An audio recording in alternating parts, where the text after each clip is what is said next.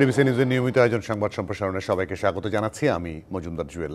দিনে বাছাই করা সংবাদ এবং এর পর্যালোচনা নিয়ে সংবাদ সম্প্রসারণে আজকে অতিথি হিসেবে স্টুডিওতে আছেন সাবেক সচিব ও হাইকমিশনার মোফাজ্জল করিম এবং দৈনিক দেশ রূপান্তরের সম্পাদক কামাল উদ্দিন সবুজ। দুজনকে আবারও স্বাগত সংবাদ সম্প্রসারণে। কামাল উদ্দিন সবুজ, আজকে শেখ হাসিনা এবং তার মন্ত্রী এমপিদের দেশ স্বজনের বিরুদ্ধে যে অভিযোগপত্র প্রস্তুত দুদকের, সেটি নিয়ে আমরা একটা বিশেষ প্রতিবেদন করেছি।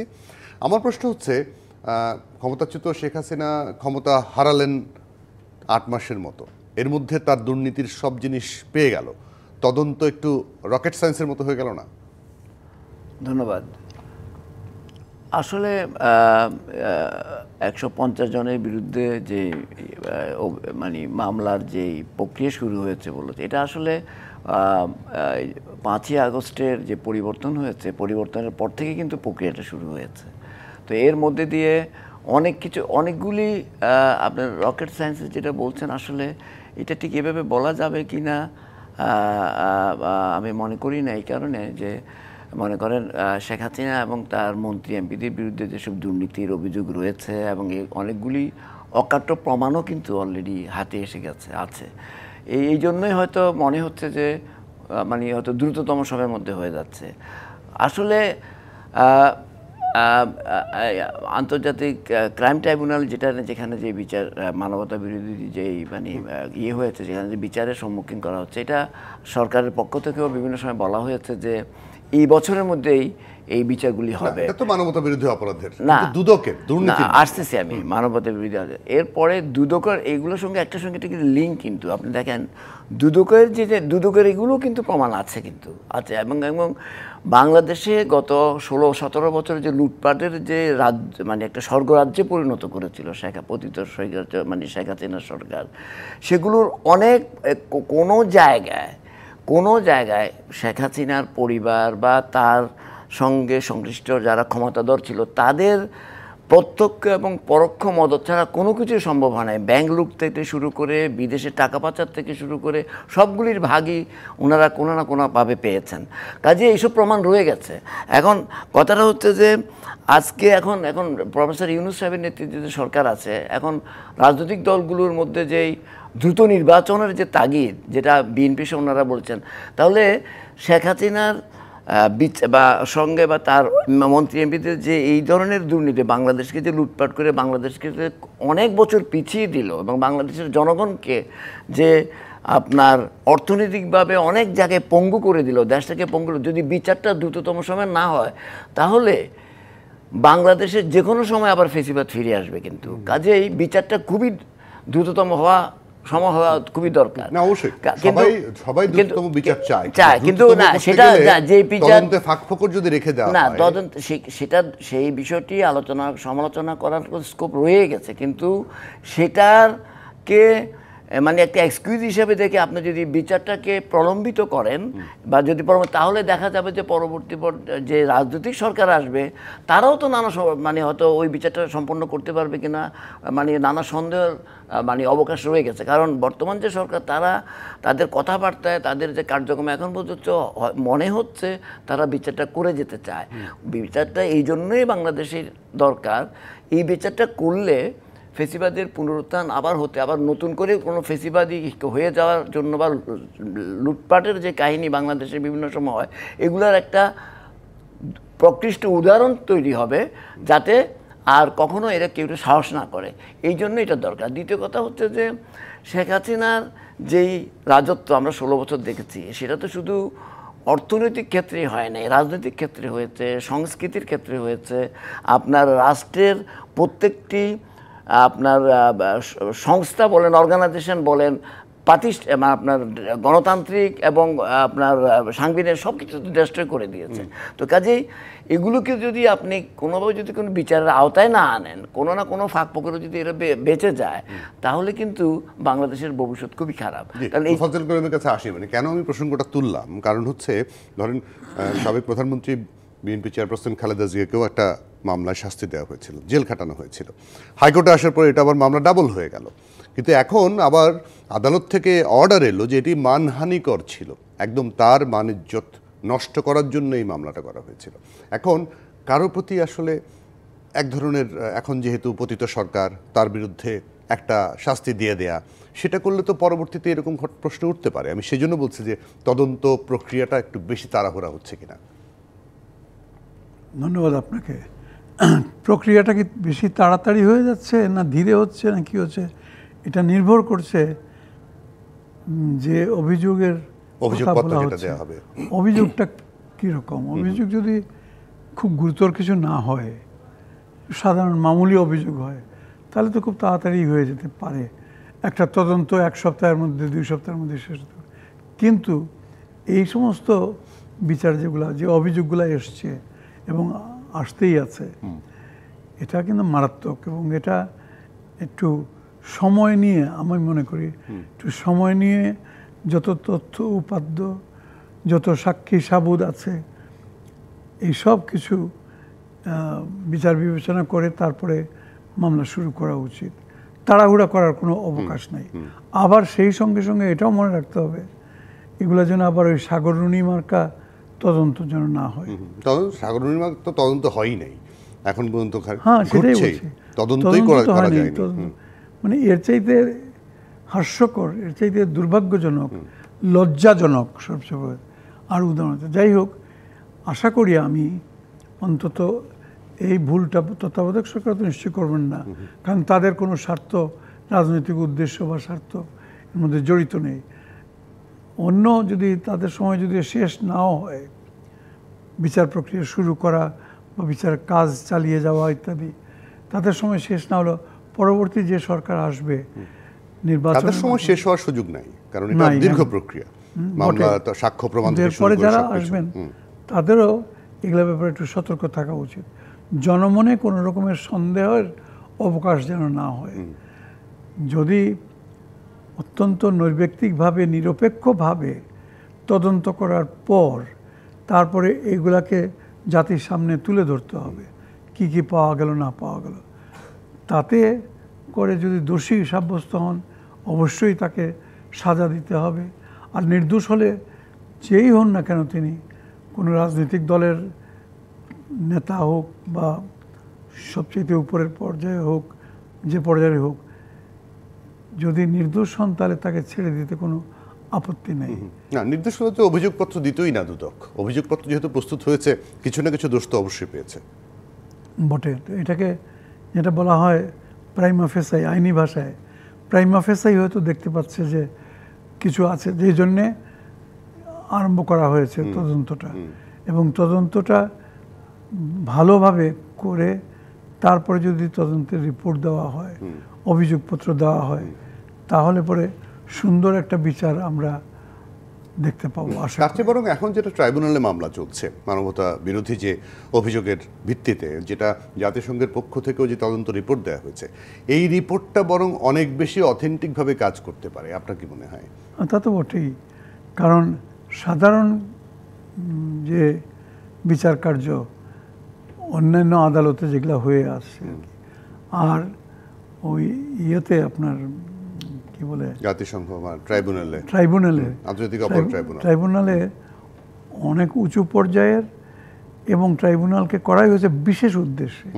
ট্রাইব্যুনাল তো সাধারণ মামলা মোকদ্দমার জন্য নয়, বিশেষ যেগুলা খুবই গুরুত্বপূর্ণ এবং যে সমস্ত বিচারের কাজ কি ফল দাঁড়ায় সেটা জানার জন্য জাতির উদ্গ্রীব হয়ে আছে, অপেক্ষা করছে।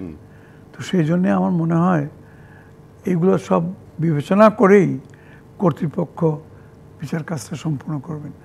আমার একটি নিবেদন, কোনো ব্যক্তি নয় বা রাজনৈতিক দল নয়, কোনো কিছু নয়, ও সমস্ত দিকে দেখা নয়, অপরাধটা কি এবং এই অপরাধে যার বিরুদ্ধে আনা হয়েছে তিনি জড়িত কিনা, এবং এটাই একমাত্র ইয়ে করা উচিত, যাতে কোনো রকমের কেউ মানে সন্দেহ প্রকাশ না করে যে এটা উদ্দেশ্য প্রণোদিতভাবে করা হয়েছে বা প্রতিহিংসামূলক করা হয়েছে। এগুলো আমরা অনেক দেখেছি অতীতে, আর এগুলা দেখতে চাই না। এখন আমরা ফেয়ার ট্রায়াল, যেটা খুবই প্রত্যাশিত, জাতি এটাই চায়।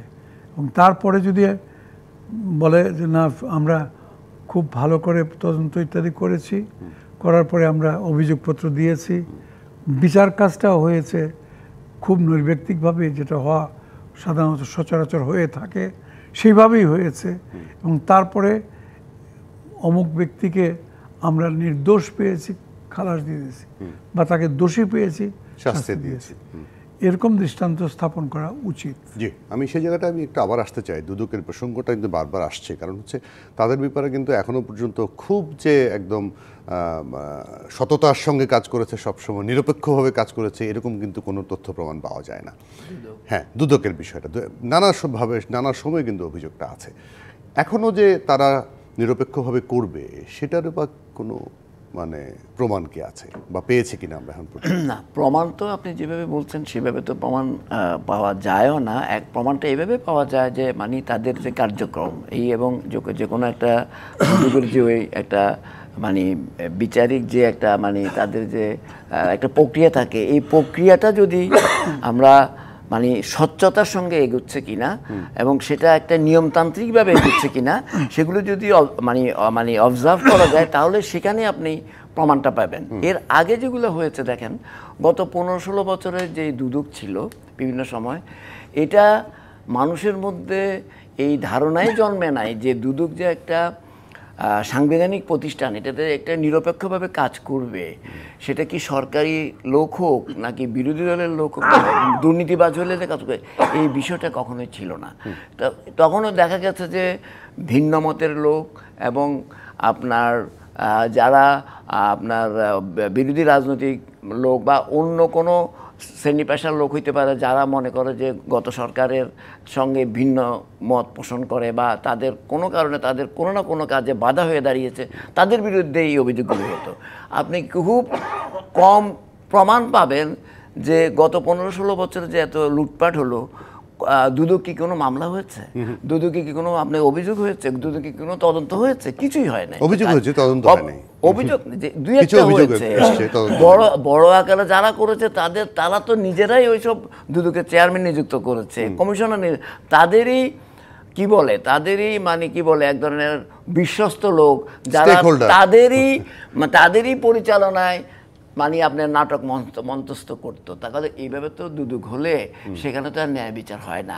সেইভাবে বলি যে আজকেও যদি সেই একইভাবে হয়, একই প্রশ্ন কিন্তু জনগণ থেকে উঠবে। কিন্তু প্রশ্নটা হচ্ছে 5ই আগস্টের পরে যে পরিবর্তন হয়েছে, মানুষের মধ্যে এক ধরনের একটা ধারণার জন্ম নিয়েছে যে এই সরকারের আমলে হয়তো অনেকাংশেই স্বচ্ছতা স্বচ্ছভাবে বিচার হবে, সেটা বাংলাদেশের জনগণও চায়, আমরাও চাই। আমরা আশা করতে চাই। একটা ছোট বিরতি নিয়ে ফিরে এসে আমরা অন্য আলোচনা যুক্ত হচ্ছি আপনাদের সঙ্গে। দর্শক, সংবাদ সম্প্রসারণ নিচ্ছে এটা বিরতি, সঙ্গে থাকবেন।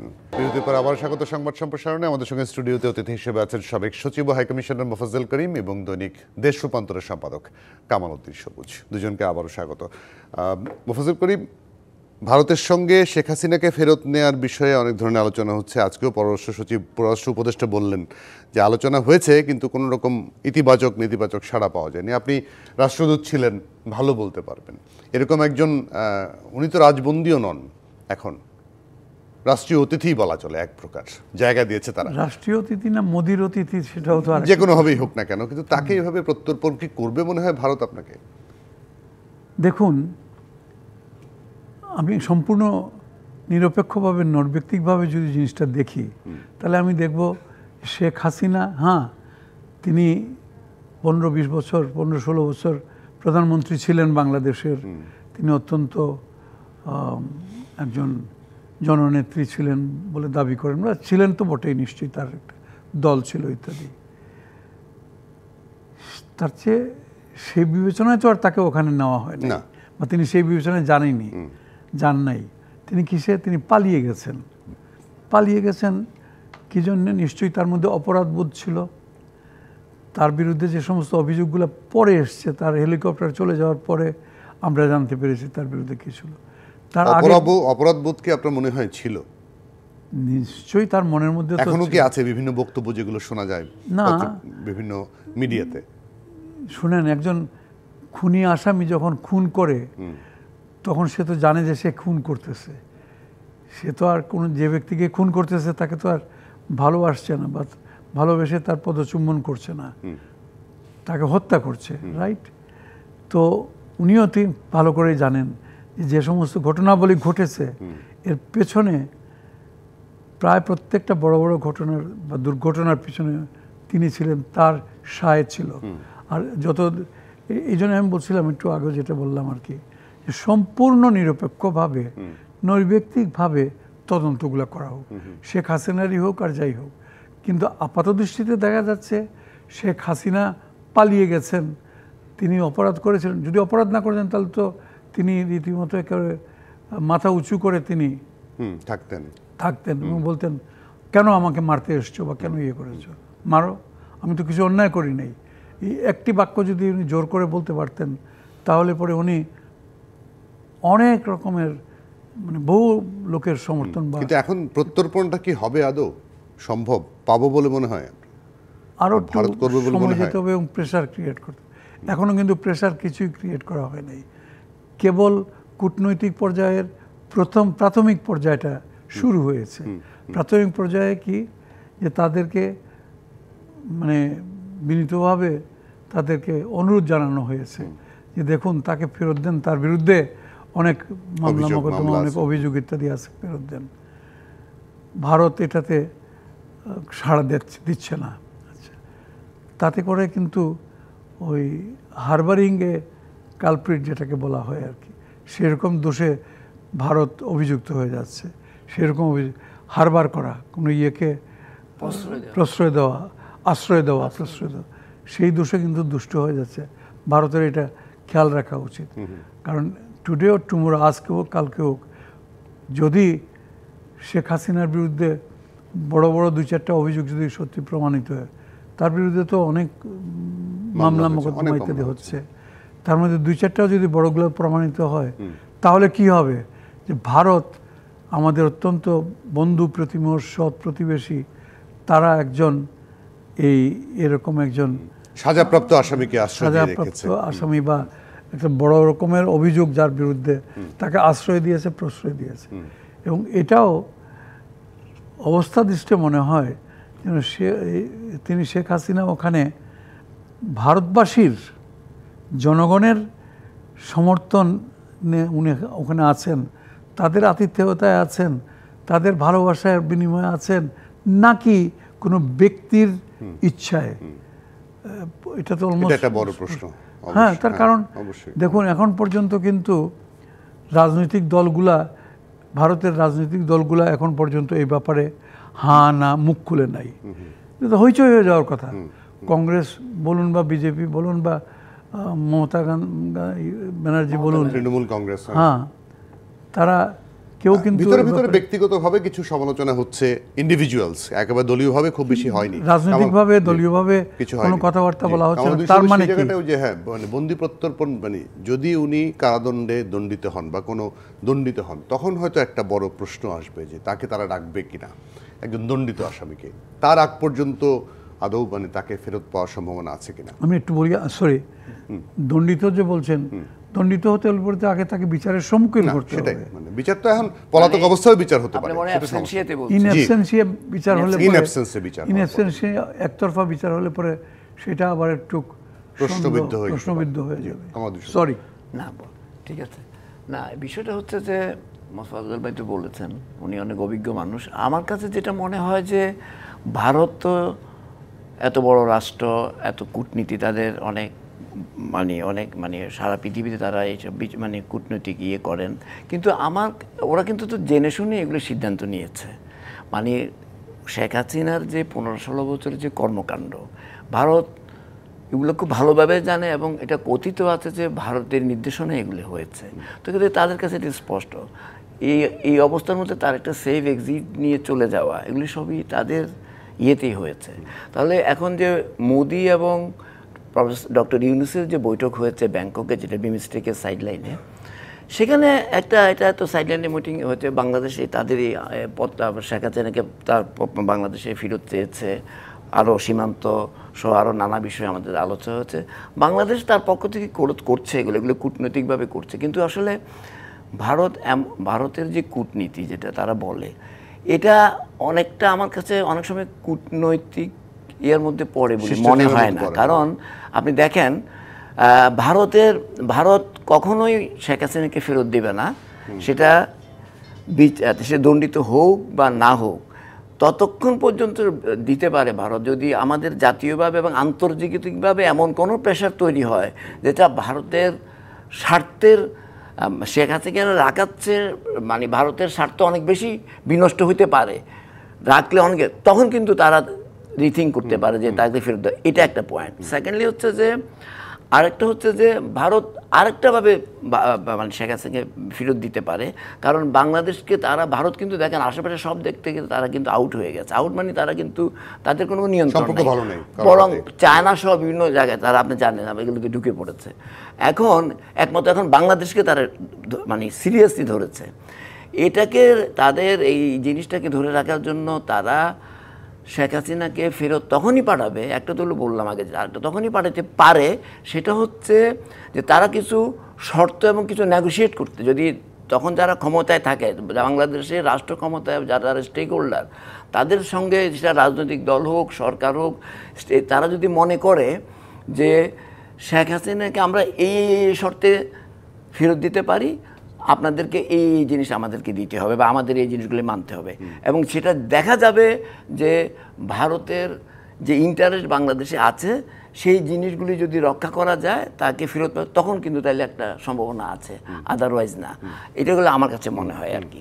কূটনৈতিক জায়গা থেকে তো আমাদের যিনি পররাষ্ট্র উপদেষ্টা এখন যিনি, তিনি কিন্তু কলকাতাতে ডেপুটি হাই কমিশনার ছিলেন ভারতে, তিনি তাদের সম্পর্কে তো আরো ভালো জানার কথা। না, আরেকটা কিন্তু আমি অ্যাড করি, মফজল ভাই জানি আমার সঙ্গে একমত হবেন, কিন্তু দেখেন ভারতের যে কূটনীতি, ভারত কিন্তু দেখেন এই যে এদেরকে কি কূটনীতি বলা যাবে কিনা আমি জানি না, দেখেন তারা কিন্তু সর্ব জায়গায় কিন্তু কূটনীতির নামে তারা কিন্তু ব্যর্থ হচ্ছে, কিন্তু তারা কিন্তু টোটালি একটা, এখন যে সরকার আছে টোটালি হিন্দুত্ববাদী মানে ইয়ের উপরে বেস করে তাদের কূটনীতিকে সাজে খেতে, যাকে চাণক্য নীতি বলে।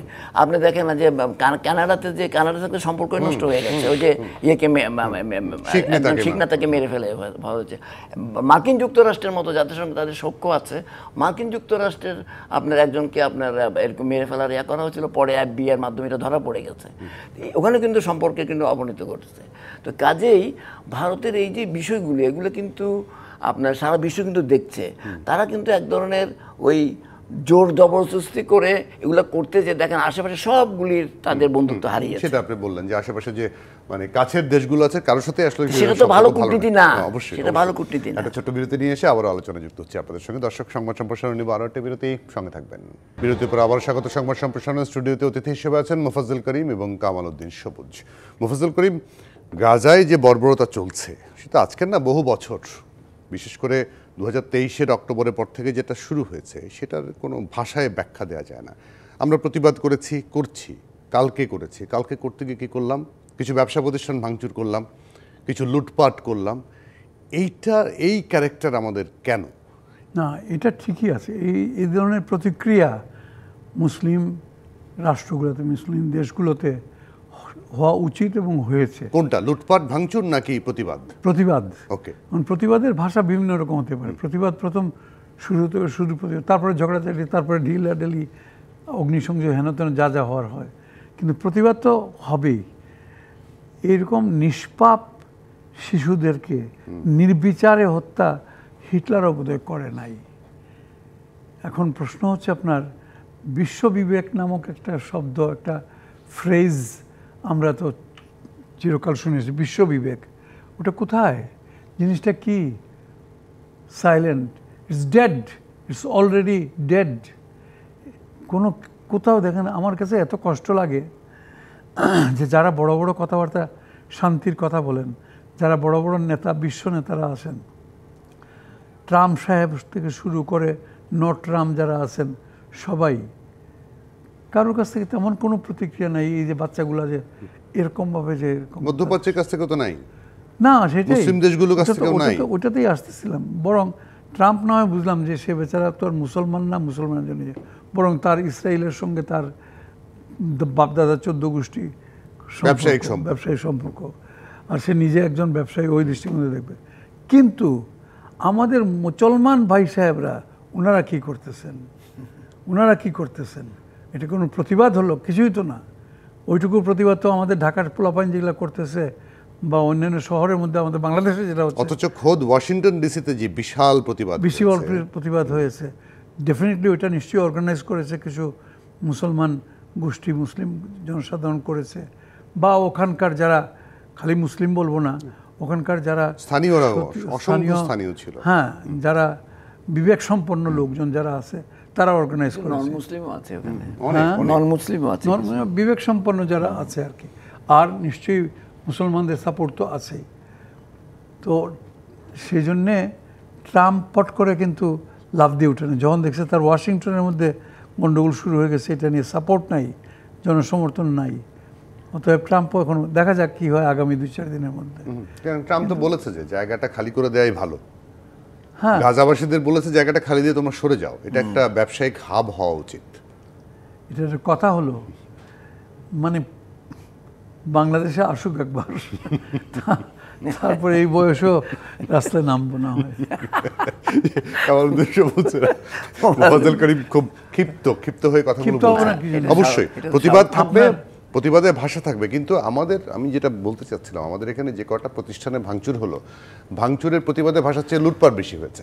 প্লাস এখানে যে আমাদেরই ভাই, আমাদেরই বোন, আমাদেরই আত্মীয় স্বজনরা কাজ করেন, তারা তো চাকরিচ্যুত হয়ে যাবেন, তাদের তো মানে পেটে লাথি মারার মতো অবস্থা হবে তখন। না, বিষয়টা আপনি যেভাবে যেভাবে দেখছেন বিষয়টা কিন্তু এইটা না, কিন্তু বিষয়টা হচ্ছে যে দেখেন গাজাতে যেটা হচ্ছে যত 70 বছর ধরে, এগুলো তো কোনো ওই যে মানবতা বা এটা এইসব শব্দের মধ্যে, মানে এটা কোনো ফ্রেজ দিয়ে আপনি কোনো বর্ণনা করতে পারবেন না। আপনার শিশুদেরকে মেরে ফেলা হচ্ছে, মানে বাই ডিসিশন মহিলাদেরকে মেরে ফেলা হচ্ছে, তাদের নিজস্ব ভূখণ্ডে, ফিলিস্তিনিদের ভূখণ্ডে তাদেরকে চলে যেতে হবে, আপনার দখলদারকে আপনার এখানে রাষ্ট্র প্রতিষ্ঠা করতে হবে। পৃথিবীর কোথায় বিবেক? পৃথিবীর আপনার এটা বলতে হয়তো একটু অন্যরকম মনে হতে পারে, এটা তো টোটালি একটা অ্যান্টি মুসলিম ক্রুসেডের মতো হচ্ছে, it is sort of crusade. এবং তারা এত বড় বড় কথা বলে, প্যান্ট শার্ট পরে, স্যুট পরে বড় বড় কথা বলে, যে আমাদের ওয়েস্টার্ন ওয়ার্ল্ডের আমেরিকান বা যারা বিশেষ করে বিশ্ব নেতৃত্ব দিচ্ছেন, তারা শান্তির কথা বলে, তারা ওখানে গণতন্ত্রের কথা বলে। এখানে না এরকম একটা নিজের দেশে যারা মানে ফিলিস্তিনিদের, তাদেরকে পুরো জাতিকে রুট আউট করে দেওয়ার জন্য যারা সমর্থন করে, মার্কিন যুক্তরাষ্ট্র থেকে শুরু করে সবাই, তারা কিভাবে মানবতার পক্ষের শক্তি হতে পারে? I don't understand. তারপরের কথা হচ্ছে দেখেন, যেটা মোফাজ্জল ভাই বলছিল, I do agri fully with him, যে দেখেন সারা বিশ্বে 200 কোটি প্লাস মাইনাস মুসলিম আছে। ওআইসি নামে একটা সংগঠন আছে, আমি একজন সাংবাদিক হিসেবে বহুবার ওআইসি কনফারেন্স কভার করেছি। তখন এখন থেকে 20-30 বছর আগে যে ওআইসি দেখেছে, সেই ওআইসি কি আছে? এটা ডেড অর্গানাইজেশনে পরিণত হয়েছে। এটি 57 মেম্বার ওআইসি, আপনি জাতিসংঘের মতো অবস্থা না, জাতিসংঘের কথা ভিন্ন। ওআইসি যেটা অর্গানাইজেশন অফ ইসলামিক কনফারেন্স, যেটা মুসলিমদের কোনো কথা আছে, কোনো প্রতিবাদ আছে এখানে হয়েছে কি, এই যে আমাদের যে মিডল ইস্টের যে আমাদের ভাইয়েরা আছেন, বিশেষ করে যারা খুব ধনবান, এরাই হয়ে গেছে এই আজকে ইহুদি, ইসরায়েল এবং এই যে আমেরিকানদের এইসব অ্যান্টি মুসলিম ইয়ের সঙ্গে ইনডাইরেক্টলি তাদের আপনার সহযোগী হয়ে গেছেন, তাদের ব্যক্তি ইন্টারেস্টে, তাদের গোষ্ঠী ইন্টারেস্টে। আলটিমেটলি কিন্তু তারা এগুলো করে শেষ পর্যন্ত কিন্তু পার পাবে না, কিন্তু শেষ পর্যন্ত তারা নিজেরও কিন্তু ক্যাজুয়ালিটি হবে। কিন্তু আমি জানি না মোফাজ্জল আমার সঙ্গে এগ্রি করবেন, কিন্তু আজকে হয়তো মনে হতে পারে যে তাদেরকে হয়তো বলতে পারে যে তোমরা যদি আমাদের সঙ্গে থাকো, আজকে যদি ফিলিস্তিনকে আমরা উৎখাত করি, তোমাদেরকে এই সুবিধা, এরপরে কিন্তু সৌদি আরবকে ধরবে, এরপরে কিন্তু ইউএইকে ধরবে, সবাইকে ধরবে। কিন্তু তারা ওই জায়গায় ভুল করছে। আপনার দেখেন মিডল ইস্টের এত সম্পদ, এত এই সম্পদ দিয়ে কিন্তু ওয়েস্টার্ন ওয়ার্ল্ড এবং আমেরিকানরা কিন্তু আপনার করছে, কিন্তু কি বলে মাতব্বরি করছে। কিন্তু মুসলমানরা কি, আমি বুঝতে পারি না, তারা কি অশিক্ষিত না, তারা কি বুদ্ধিহীন, যে তাদের নিজস্ব সম্পদ তাদেরকে ধ্বংস করার জন্য অন্যরা ব্যবহার করছে? কেন তোমরা নিজেদের মধ্যে কিছু ওই জায়গায় ঐক্য হইতে পারো না? আজকে যে মুসলিম ওয়ার্ল্ড যদি অনেক বিষয়ে ঐক্য থাকতো, দেখতেন পৃথিবীতে আমেরিকার শক্তিও খর্ব হয়ে যেত, চীনের শক্তিও খর্ব হয়ে যেত, তারা যদি থাকতে পারতো, তারা পৃথিবীকে অনেক জায়গায় নেতৃত্ব দিতে পারতো। আজকে দেখেন তাদের এই অনৈক্য, তাদের এই ভোগবিলাস, তাদের এই রং পলিসি এবং তাদের এক ধরনের মুনাফিকির জন্য আজকে সত্যিকার অর্থে আজকে বাংলাদেশের মতো দেখেন সারা গতকালকে সারা বাংলাদেশ উত্তাল ছিল দেখেন।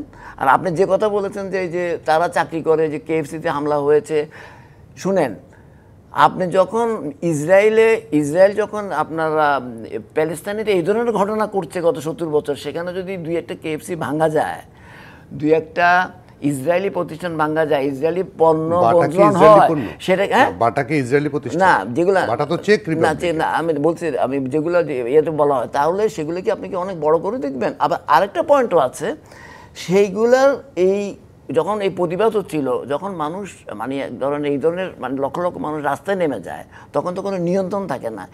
এর মধ্যে দিয়ে আবার কিছু দুষ্ট লোকও হয়তো তো লুটপাট করতে পারে, তখন তো তারা হয়তো ওই যে লুটপাট করে এরকমও তো হইতে পারে। তো কাজে বিষয়টা এভাবে দেখতে হবে, কারণ এইটা একটা জিনিস যখন বড় আকারে প্রতিবাদ হয়, তখন কিছু আপনার এমন কিছু ঘটনার কিছু সুযোগ সন্ধানী লোক ঢুকে পড়ে, আর কিছু এমন কিছু ঘটনারও অবতারণা হয় যেগুলো হয়তো না হইলেও ভালো হইতো। এই হলো কথা। সেই জায়গাটা মফাজ্জল করিম 49 জনের মতো গ্রেপ্তারও করা হয়েছে ওই সুযোগ সন্ধানী যারা, সরকার থেকে এটা নিয়ে যারা সুযোগ সন্ধানী তাদেরকে গ্রেপ্তার করা হয়েছে, এবং তাদের সবাইকে গ্রেপ্তার করে শাস্তি দেওয়া হলে নিশ্চয়ই এরকম মব বিষয়টা আর হবে না। দেখুন, সব আন্দোলনের মধ্যেই একটা গোষ্ঠী থাকে তাদের সুযোগ ইয়েটা, নেওয়ার জন্য। হ্যাঁ, তাদের মিশনটা অন্য। এখানে আরব না ইসরায়েল না বাচ্চা মারা গেছে না কি হয়েছে না, তার কথা হচ্ছে যে এই সুযোগে যদি এই দোকানটা যদি একবার লুটপাট করতে পারি তাহলে। তো এই সুযোগ সন্ধানীদেরকে আইনে আনা হয়েছে। এটা নয় যে তোমরা ইসরায়েলের বিরুদ্ধে কেন আন্দোলন করলে সেই জন্য অ্যারেস্ট করলাম, তা তো না। তোমরা কেন লুটপাট করলে, আগুন দিলে বা এই করলে সেগুলো ঠিকই করা একদম পরিষ্কার। মফাজ্জল করিম এবং কামালউদ্দিন সবুজ দুজনকে অনেক ধন্যবাদ, কৃতজ্ঞতা আপনাদেরকে আজকে সময় দেওয়ার জন্য। ধন্যবাদ। দর্শক, এই ছিল আজকের সংবাদ সম্প্রসারণে। ডিবিসির সঙ্গে থাকবেন।